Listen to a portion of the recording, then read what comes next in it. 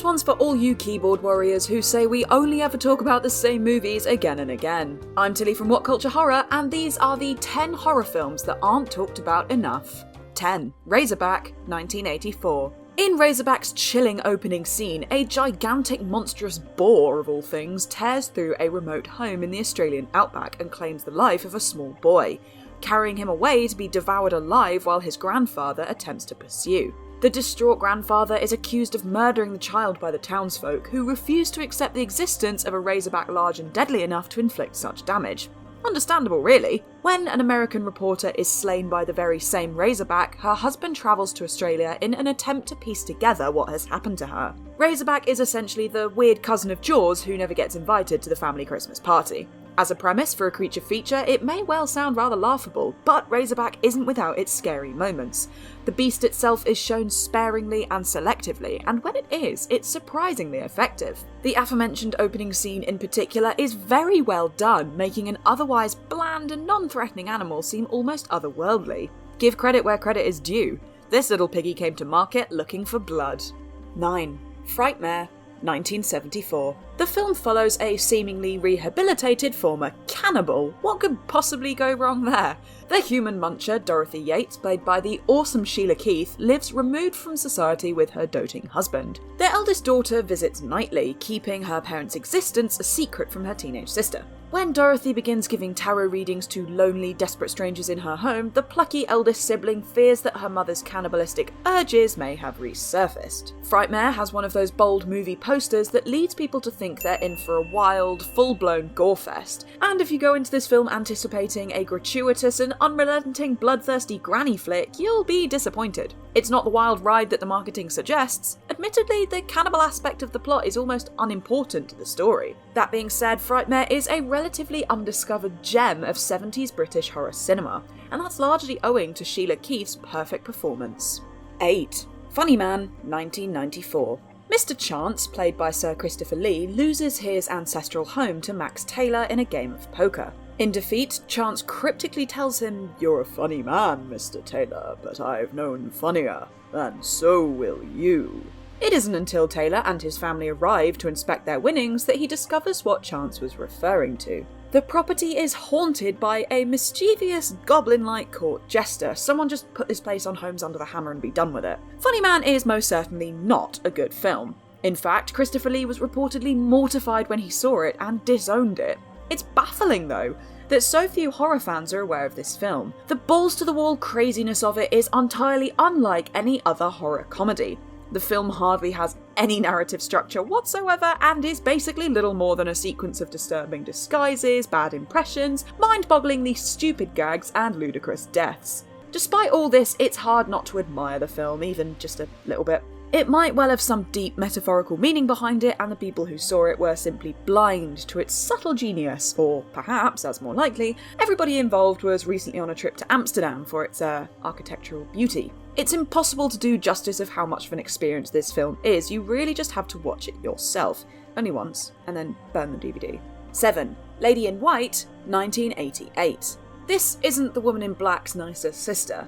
Imaginative schoolboy Frank finds himself trapped in a school closet after hours, where he encounters the spirit of a little girl reliving the night of her murder. The appearance of the spectre is closely followed by the very real killer who has returned to the crime scene to retrieve an incriminating clue. Drawn to the girl and desperate to piece together the exact circumstances surrounding her death, his digging leads him to the mysterious Lady in White. Lady in White is the perfect Halloween movie, deliciously atmospheric with an intriguing murder mystery at its centre. The reason that it has never managed to reach the exposure of the more famous cinematic ghost stories is that its intended target audience is often unclear. For much of the film, it feels like a charming children's supernatural mystery, and there's absolutely nothing wrong with that. However, the unsubtle theme of racism doesn't really make the film an ideal Saturday morning watch for the Litlands.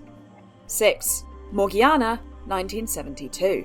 Sisters Victoria and Clara, a Jekyll and Hyde dual role performed brilliantly by Eva Janjarova, lose their father, who favours Clara, the prettier sister, in his will. The moody, morbid-looking Victoria is frequently ridiculed and cast aside by potential suitors in favour of the much more conventionally appealing Clara. Fed up with living in her sister's shadow, Victoria acquires a slow-acting poison and concocts a plan to have her killed. Czech horror cinema in general offers a hugely underappreciated selection of gems that more horror lovers ought to familiarise themselves with. Jaras Hertz's Morgiana, quite bizarrely named after Victoria's pet Siamese cat, is nothing short of a surreal masterpiece. The most visually exciting and beautiful horror films are generally considered to be the likes of The Cabinet of Dr. Caligari, The Shining, or the films of Dario Argento. However, this little scene masterpiece is certainly a contender. The elaborate period costuming and set design are absolutely stunning. This dreamlike gothic horror drama isn't entirely style without substance. The story of bitter jealousy turned to paranoia and eventual madness is as captivating as its hypnotic visuals. Janjarova plays a brilliant villain, but perhaps the star of the show is the film's score, which is perfectly sinister and foreboding.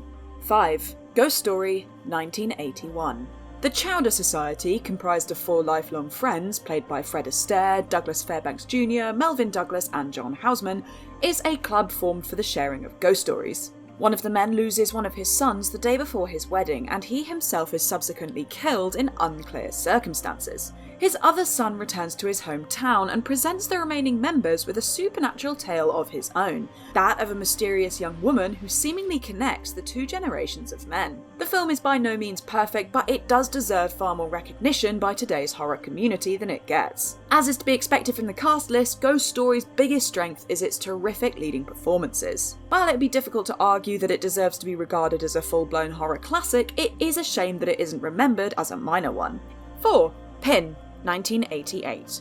This isn't a Pinhead origin story, by the way. Pin follows the heavily psycho-inspired story of Leon and Ursula Linden, 2 children who are held to an impossible standard by their overbearing mother and strict doctor father. They take comfort in their imaginary friend Pin, their father's life-size anatomical dummy. Dr. Linden uses Pin as a teaching aid for his children, particularly concerning the birds and the bees, and the pair grow up with unhealthy ideas about love and sex as a result. Verging on adulthood, Ursula outgrows her childhood fantasies. Leon, however, does not. When Ursula begins dating, Leon and Pin take matters into their own hands. In Psycho, the perverse Oedipal implications add a dirty, uncomfortable element, and Pin creates the same unease with its central brother-sister relationship. The late 80s sadly belonged to the slasher sequel. The highest-grossing film of 1988 was A Nightmare on Elm Street 4, with Halloween 4 and Friday the 13th Part 7 also drawing in the crowds. Interestingly, the second highest-grossing horror movie of that year was another doll-themed flick called Child's Play. You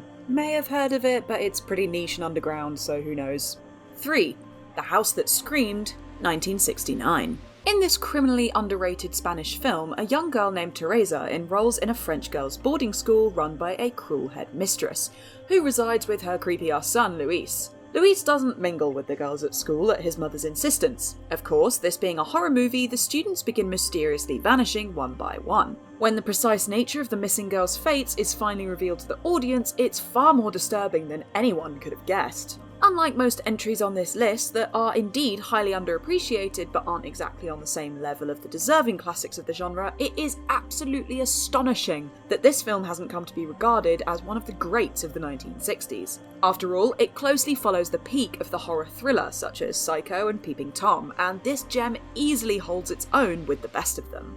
2. Valerie and Her Week of Wonders, 1970. In this list's second recommendation from the Czech New Wave, a young girl named Valerie is faced with unwanted and insidious advances following her first period. From her balcony, she spies a nightmarish vampiric figure lurking among a crowd of wedding performers. His arrival terrifies Valerie's grandmother, who evidently shares a history with the unwanted visitor. This dark, coming-of-age horror fantasy deserves to be far more widely seen by fans of the horror genre. Much like Ginger Snaps and the Company of Wolves adapted werewolf lore into allegories of a girl's passage into womanhood, Valerie in Her Week of Wonders did the same with vampires and revolting, pervy priests. The monster of the film is known as the Constable, and Christ almighty, you'll be seeing this guy's face in your nightmares for years to come, so consider yourselves warned.